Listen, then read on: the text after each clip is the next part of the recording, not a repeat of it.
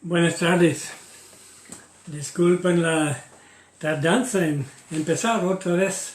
Facebook ha hecho cambios en la manera de hacer esto con mi computadora y tuve que cambiar a mi tableta otra vez. Pues sí, esta noche vamos a seguir en nuestras meditaciones en Primero de Juan. Y ahora estamos en el capítulo 2 y vamos a echar un vistazo al capítulo 2, versículos 3 a 6 y también 12 a 14, porque vamos a tocar el tema de la obediencia. Entonces, ¿hasta cuál punto es usted obediente? La idea de la obediencia cristiana a la voluntad de Dios, ¿eso le perturba en algo? ¿Le molesta? Muchos creen que obedecer al Señor implica necesariamente que tendrá que hacer cosas desagradables, pero no es necesariamente el caso. Si han leído más de una vez la primera epístola de Juan, pues habrán notado que esta epístola habla de temas como la luz, la vida, la comunión, la certidumbre o certeza y la obediencia. Y es la epístola que nos demuestra la seguridad de la salvación. Por ejemplo, en 1 de Juan capítulo 5, 1 a 3. Y este sentimiento de seguridad depende en gran parte, según esta epístola, de la obediencia al Señor. En el capítulo 1, 5 a 7, habíamos leído: este es el mensaje que hemos oído de Él, y os anunciamos: Dios es luz, y no hay ninguna tinieblas en Él. Si decimos que tenemos comunión con Él y andamos en tinieblas, mentimos y no practicamos la verdad. Pero si andamos en luz como Él está en luz, tenemos comunión unos con otros, y la sangre de Jesucristo, su Hijo, nos limpia de todo pecado. En el capítulo 2, que parece enfatizar más la cuestión de obediencia, pues hasta el mismo primer versículo que hemos mirado la semana pasada, parece pertenecer más a la línea del capítulo anterior, pero nos asegura que esta epístola no nos fue escrita para darnos un permiso libre para pecar. Todo lo contrario, fue escrita para que no pecáramos. En otras palabras, para que obedezcamos. Entonces, vamos a leer primero los versículos 3 a 6, que habla de la obediencia a los mandamientos. Y en esto sabemos que nosotros le conocemos, si guardamos sus mandamientos. El que dice: yo le conozco, y no guarda sus mandamientos, el tal es mentiroso, y la verdad no está en él. Pero el que guarda su palabra, en este verdaderamente el amor de Dios se ha perfeccionado. Por esto sabemos que estamos en él. El que dice que permanece en él debe andar como él anduvo. Entonces, se trata aquí, en primer lugar, de la prueba de que conocemos a Dios.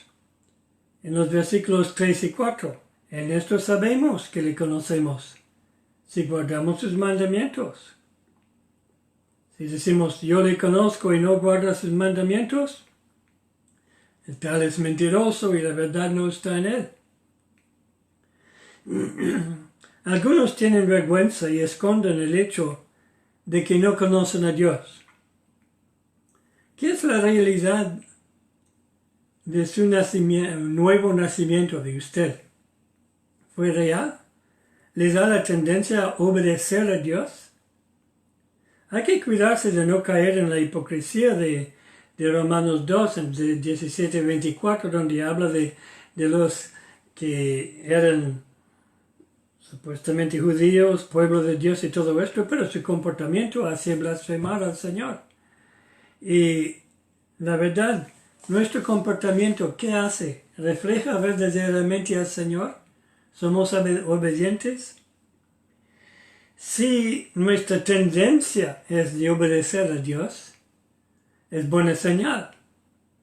Si nuestra tendencia es no querer obedecer a Dios, es muy mala señal. Sí se habla mucho de insistir en la seguridad o las certezas de nuestra salvación, pero hay dos errores. Estar seguro de su salvación cuando no lo es salvo, o ser salvo pero tener dudas de su salvación. Si hay que hacer un error, prefiero caer en el segundo, ¿no es cierto? Pero tampoco es necesaria. Pero a veces cuestionarse, dudarse un poco y para poder examinarnos a nosotros mismos puede ser muy sano. La prueba de nuestro amor es el hecho de guardar su palabra. El que guarda su palabra, en verdaderamente el amor de Dios se ha perfeccionado, se ha completado. Por esto sabemos que estamos en Él. La prueba de nuestra comunión con Dios es andar como Él anduvo. El que dice que permanece en Él, es decir, que tiene comunión con Él, debe andar como Él anduvo. Usted puede demostrar por su obediencia de que es un hijo o una hija de Dios. Puede usted decir, mira, mi vida, mi obediencia demuestra que yo pertenezco al Señor, que Dios me salvó, que Cristo murió por mis pecados y yo creí, me arrepentí, creí y soy una nueva persona en Él.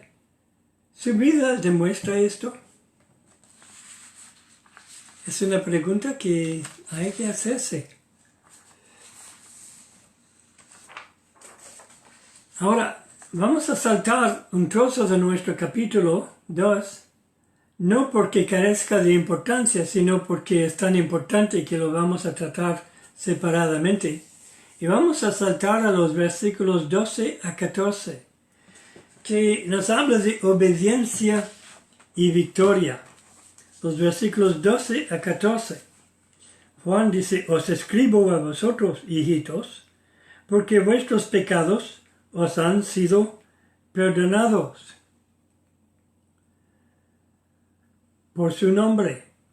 Os escribo a vosotros, padres, porque conocéis al que es desde el principio. Os escribo a vosotros, jóvenes, porque habéis vencido al maligno. Os escribo a vosotros, hijitos, porque habéis conocido al Padre. Os he escrito a vosotros, padres, porque habéis conocido al que es desde el principio. Os he escrito a vosotros, jóvenes, porque sois fuertes, y la palabra de Dios permanece en vosotros, y habéis vencido al maligno. Nos gusta esta idea de haber vencido, ¿no? Ahora bien, se suele hablar de la vida cristiana victoriosa. Hay muchos libros que hablan de la vida victoriosa. Creo que habría que hablar más de la vida cristiana obediente. No necesitamos tanto conseguir victoria, porque ya la tenemos en Cristo, esta victoria. Ya hemos vencido, si estamos en Cristo. Pero necesitamos conseguir la obediencia. Eso es lo que más necesitamos. ¿Por qué? Porque ya hemos vencido al maligno. ¿Cómo hemos vencido al maligno? Sencillamente creyendo en la obra de Jesucristo en la cruz, poniendo nuestra confianza en Él.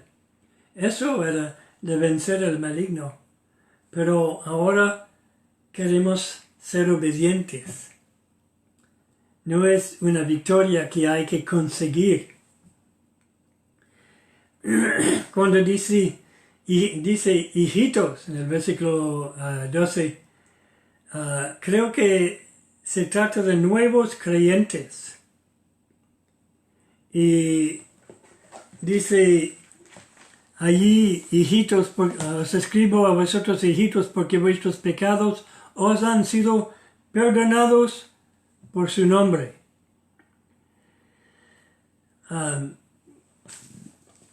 Conocerle y tener los pecados perdonados es lo mismo. Creo que podemos mirar, me parece, Hebreos capítulo 8 y versículo 11. Leímos: y ninguno enseñará a su prójimo, ni ninguno a su hermano, diciendo, conoce al Señor, porque todos me conocerán, desde el menor hasta el mayor de ellos. Eso era una profecía del Antiguo Testamento, hablando de lo que sucede cuando viene Jesucristo. Cristo entrando en nuestras vidas, haciendo un nuevo pueblo en su nombre. Se produce un pueblo que le conoce, entonces no es necesario decirnos unos a otros que conozcamos a Jesús, si ya lo conocemos. Y eso es gracias a Él, no es un esfuerzo por parte nuestro. Entonces, pero conocerle implica obedecerle.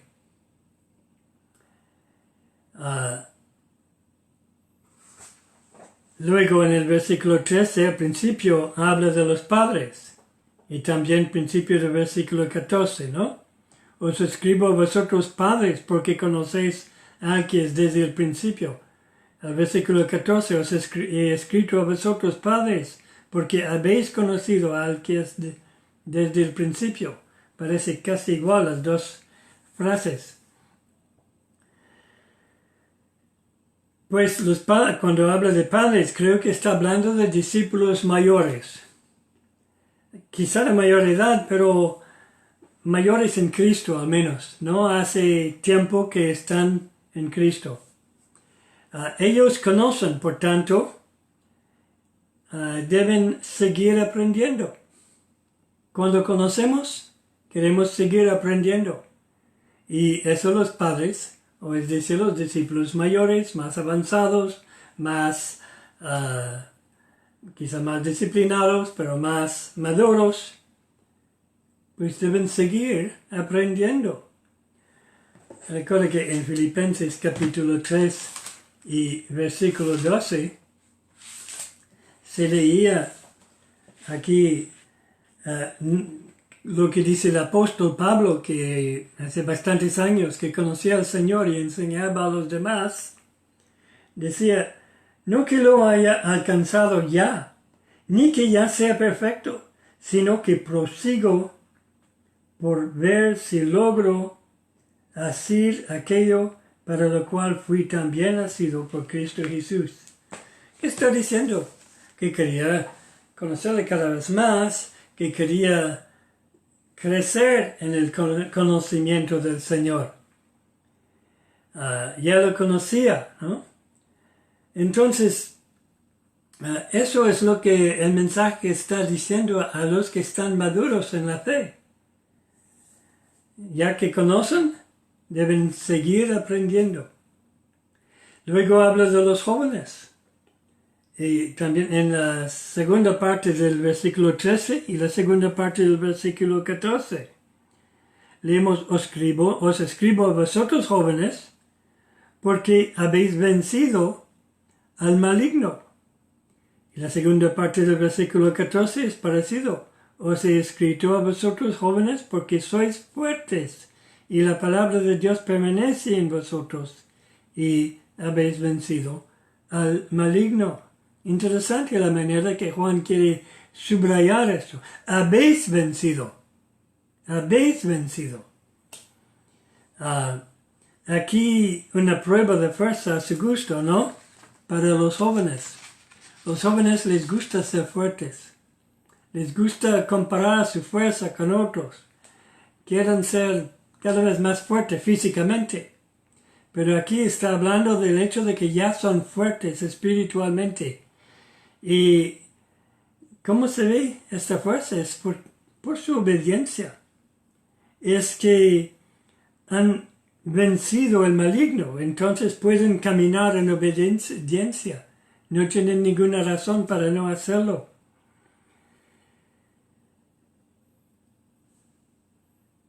En el capítulo, el medio de vencer el maligno es mediante la palabra de Dios.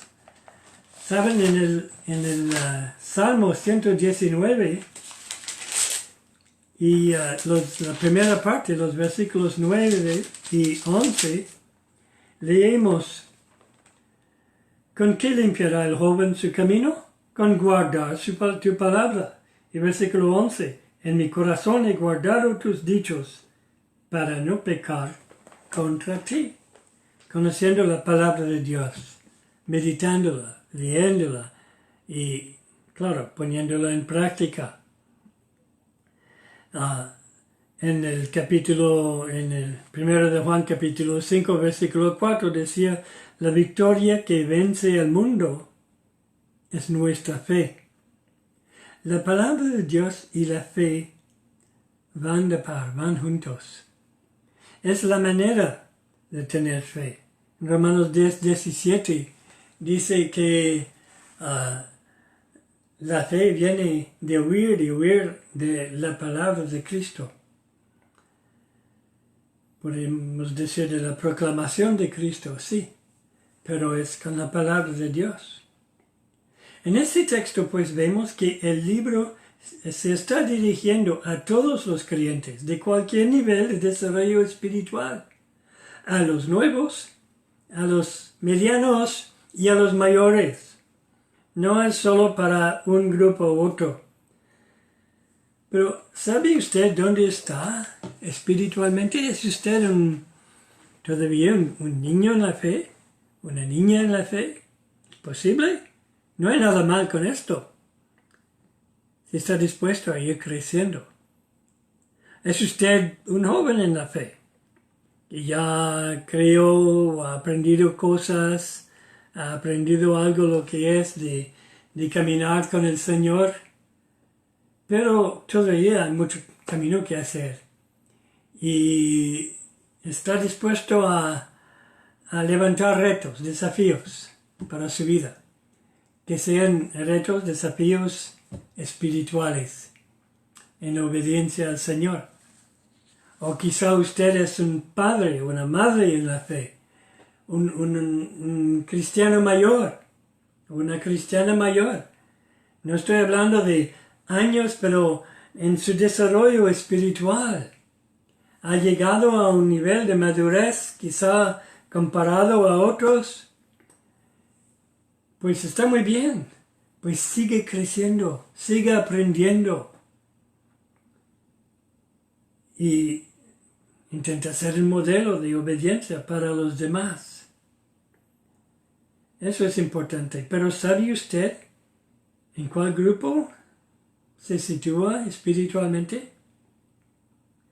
Por tanto, hermanos, que no pensemos que ya que somos perdonados, la obediencia no importa. Sería una manera muy extraña de reaccionar al perdón. ¿No es cierto? Es como si yo le diera una bofetada y le dijera: ¡ay, la Biblia dice que usted tiene que perdonarme! Y después de que usted me ha perdonado, yo le diera otra bofetada diciendo: usted tiene que perdonarme 7 veces 70. Sería ridículo. Y malvado también.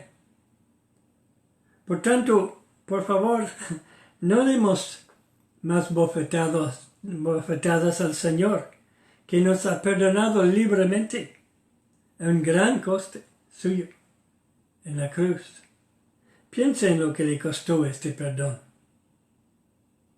¿Cuánto sufrió? No solo físicamente, mucho más espiritualmente, que tuvo que tomar sobre sí mismo la ira de Dios. Se hizo pecado por nosotros para que nosotros pudiéramos ser hechos justicia en Él. Eso es grande. Entonces, apliquémonos a obedecerle a Él. Que el Señor les bendiga abundantemente y que les dé una buena noche de descanso.